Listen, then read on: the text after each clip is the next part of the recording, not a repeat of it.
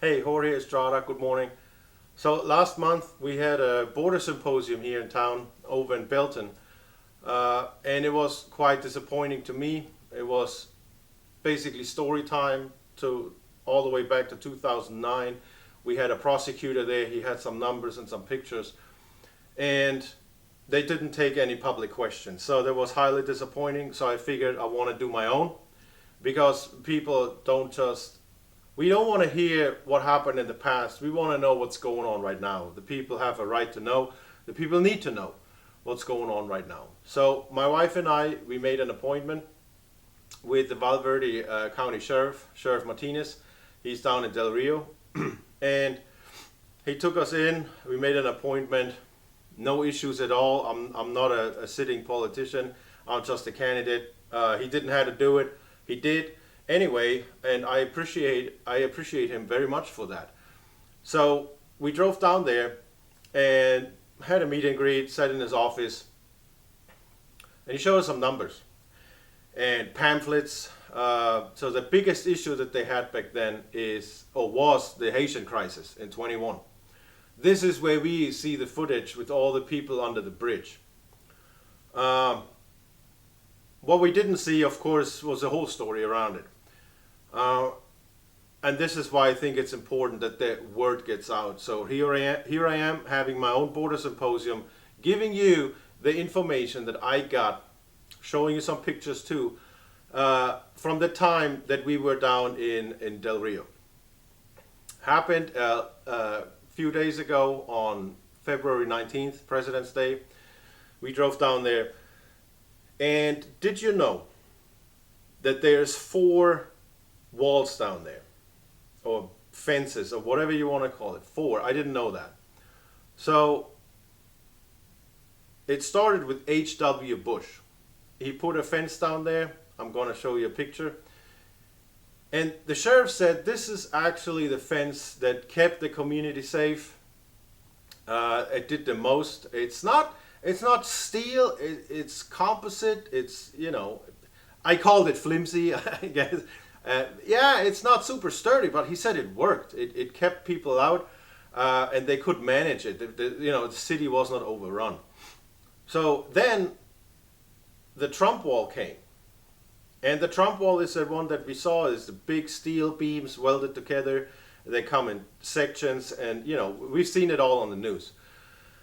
In order to build the wall, so what Trump didn't do was he didn't fix holes or sections that had no fence or barrier. He was basically replacing the H.W. Bush fence. And so in order for that to happen, the Bush fence was moved inward or towards the Mexican side, so I guess outward, so the Trump wall could sit on the same line as the Bush fence. Now, while that happened, President Biden came in and construction was stopped. Now we have those open sections that don't connect. Now they did some makeshift connections, and that is wire fence.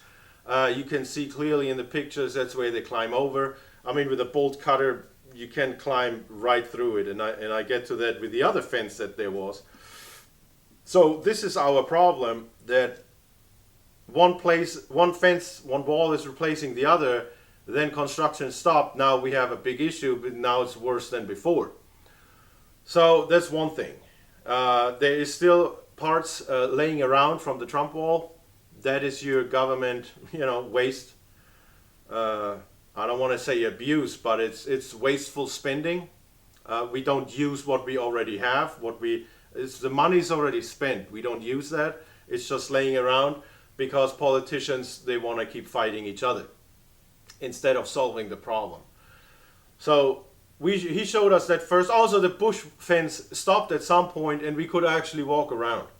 So there is no, you don't need any force. You just walk around. So yes, there was a camera there. Sheriff called in, said, "Hey, we're walking around there. Don't be concerned."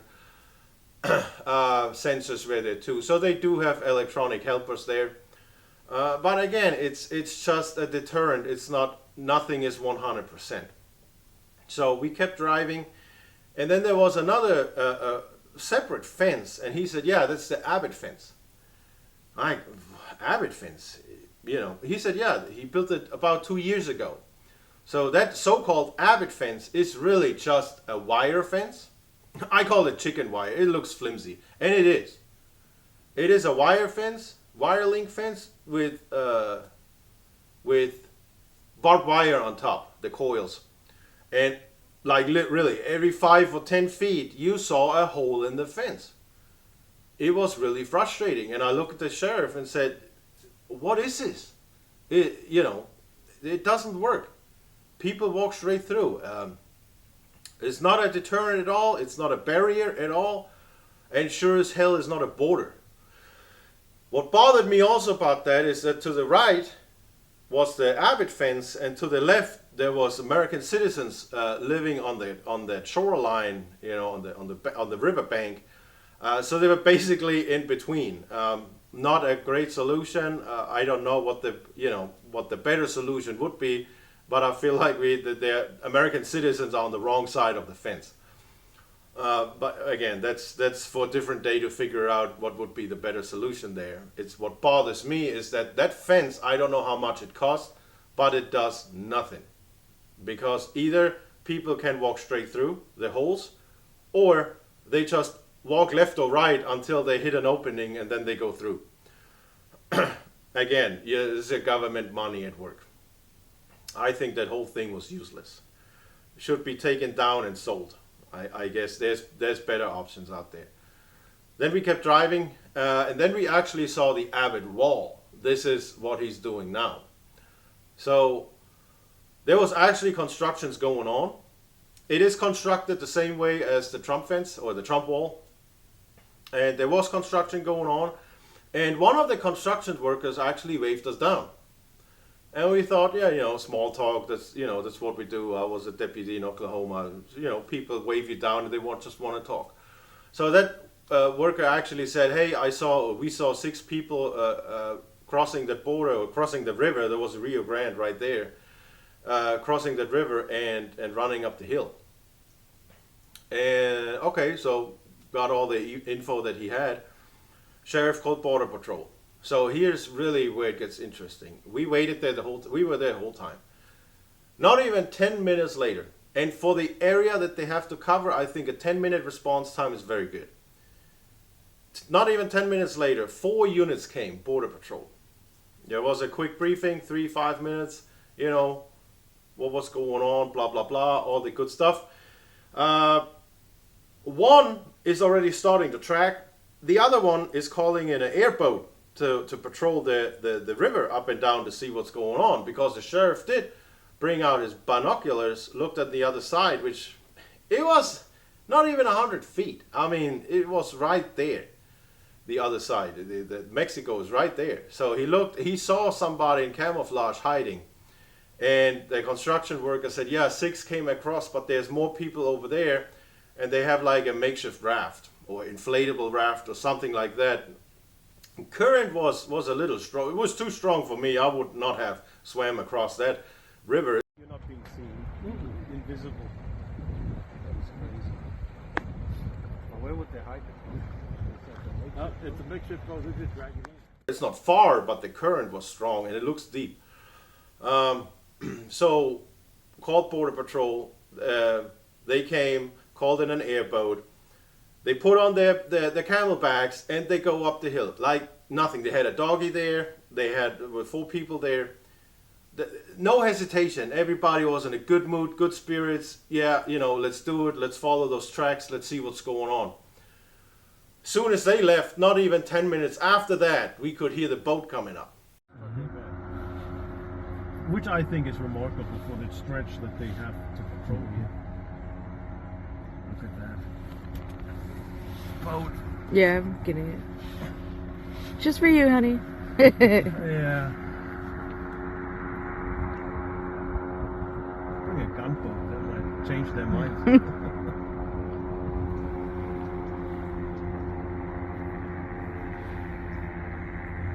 The thing about that airboat, they can hear it for miles coming up here. But like with other stuff, it's a deterrent. They know, hey, they control the land.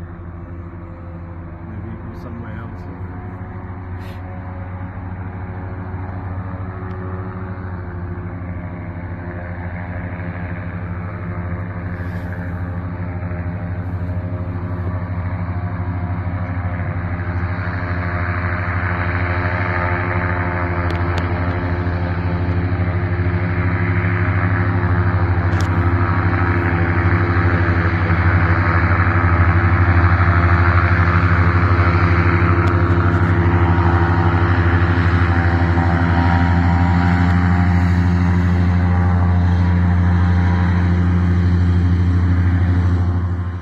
So again, it was a beautiful, beautiful sight, beautiful response time. Those 3 people on the boat coming up and just checking out see what's going on, and actually doing work. It was right around lunchtime. We know these people want to sit down and eat something for 5 minutes, but no, duty calls. A call was being made. They respond right away.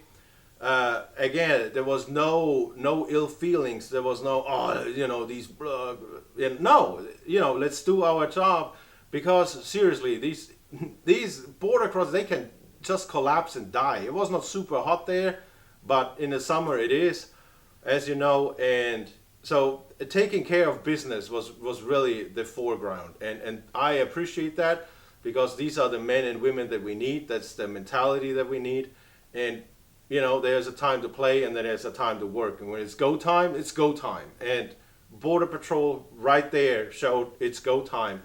And they did everything like they were supposed to do. So it was really a positive experience. 6 people. But the sheriff told us back in the office, usually it is 10 or below per day that they get reports or that they have people illegally crossing the border. I think that is good. There is no invasion. Now I'm just talking about Del Rio during those 4 hours that we were actually there. There's no invasion. There's no war zone. There is no people under the bridge. And I said I come back to the people under the bridge. They were actually, with the Haitian crisis, they were actually at the bush fence. But then government pushed them back under the bridge, because the sheriff said it was 118 degrees, there was no shade around the bush fence. So they pushed them back under the bridge so they had at least shade, and there was the river so they could cool off. Again, humanitarian crisis, we don't just shoo them away or something. No, we still take care of them to some extent. The problem is that a few people came in, a few people were turned around actually, but also sheriff acknowledged that they had a lot of gotaways, and those numbers are just unknown, and that's a huge problem. Now, what I would like to tell you is that, and I didn't know that going in, that sheriff is a Democrat. He is also running for re-election on the Democratic ticket. That's what I refer to as an old school Democrat. We have so much in common. We see the same issues, we have the same solutions. And the solutions are not complicated. The solution is that the red tape stops, the bureaucracy stops, the stupid back and forth between the politicians needs to stop. We need a bill, we need that, I know the president has the power already, but we need to construct the fence and call it the Abbott fence, the Abbott wall, whatever. Which Abbott fence, again, is trash. Abbott wall is good. Trump wall is good. They just have to finish it. People are already there. Material is there. Construction workers are ready. Speaking of construction workers, the same guy who told us about the 6 people that crossed said he was working in Arizona on the wall, on the Trump wall. And as soon as Biden came in, they got a call that said, you guys don't work here anymore. Because Biden shut it down. So then when Abbott started deciding to build the wall or continue building the wall, these construction workers were actually called to Texas to build the wall. So you see, it has an impact on everybody. And the issue that we're having here in Texas has an effect on other states, period. But we do have to fix it. No doubt about it. There's other areas that are really, really bad. And I haven't been there. I have only been to Del Rio so far. And at that time, at that moment, there was nobody under the bridge, no war zone. We are not being overrun. It was actually, I want to say, nice, quiet, and peaceful. We seen the port of entry. The bridge was open. Cars were there, probably coming back from their vacation. The port is open, also not overrun. Trucks were there, loading, unloading, checking what they were hauling, and everything was good. So I want you to know that Del Rio at that time was not a war zone. So stuff is calming down, or stuff has been calm in Del Rio according to the sheriff. And other areas are still bad, overrun. Now, I do not, and here's what I want to point out. The sheriff has no issues calling out his own party. And I appreciate that, because I also don't have any issues calling out my own party. He said the issue is that the left doesn't want to acknowledge that there's a problem, and the right wants to make it look worse than it is. And in the aspect of Del Rio, I agree with him. Del Rio is good. The sheriff said we can fix it. He's just said the people that are actually there, boots on the ground, they need to be involved. And I agree. The sad part is that he said while he was there, since he is the sheriff, only one Democrat came down there to look at the border. And there was like a deal with somebody else. If you visit my district, I visit your district. Everybody else, he said, is Republicans, but they want to see the crowds, they want to see the people, so they have their photo opportunities. And that's not right either. That is misleading. So I'm telling you, from February 19th, Del Rio is good. No war zone, no invasion. And we have to keep it up. These people work their butt off. They are there putting in the work. The sheriff only has 4 deputies per shift. I don't know how he does it, but these people are motivated. These people have their heart at the right place. I support them. And there's something else very important I want you to know. It's actually the sheriff wants everybody to know. He welcomes everybody to come down there to see for themselves. Left, right, doesn't matter. Independent, does not matter. He said he allows everybody to come in and see what we have seen. And if he doesn't have the time, he will find a deputy to drive you around and show you everything. I appreciate that so much, and more politicians should take advantage of that. That is important, because then we have the real news. People see it with their own eyes. Now, again, not downplaying it. We have other areas that are bad. But what I have learned in Del Rio is that solution is right there. But the politicians are too busy fighting each other, not looking out for the American people. And then who suffers? It's the American people. And illegal immigrants suffer too, because now they're being used as tokens for leverage and this and that. So I want you to know,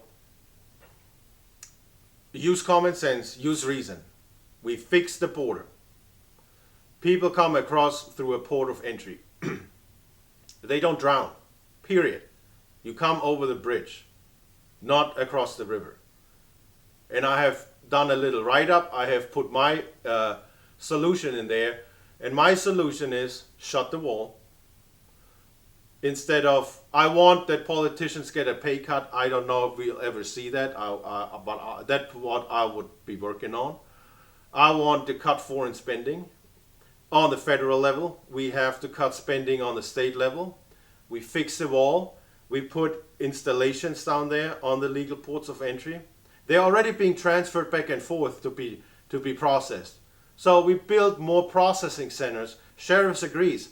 More processing centers would give them an incentive to come here legally, because it goes faster. Right now they can only process 30 a day. It takes a long time. So I can see both sides. It's one side is just not wrong. It's not right what they do, but I can see why they do it. And they don't want to wait in line. Of course, they should. They have to. That's why we build more processing centers. We also need to hold Mexico accountable. They can put in there too. You don't want the people there, fine.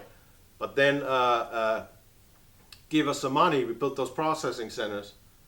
And whoever has an illegal or a criminal background, we send them back. I had to get, for my immigration, I had to get a doctor's exam who was certified by USCIS. So we put doctors down there, we put security down there, we have construction workers down there, we have nurses down there, we have data clerks down there, we have everything down there. It is a huge opportunity for our employment, and it helps the security of the United States of America. So that's where we should invest our money. And the politicians that just go back and forth, that just go down there for photo opportunities, they need to get voted out of office.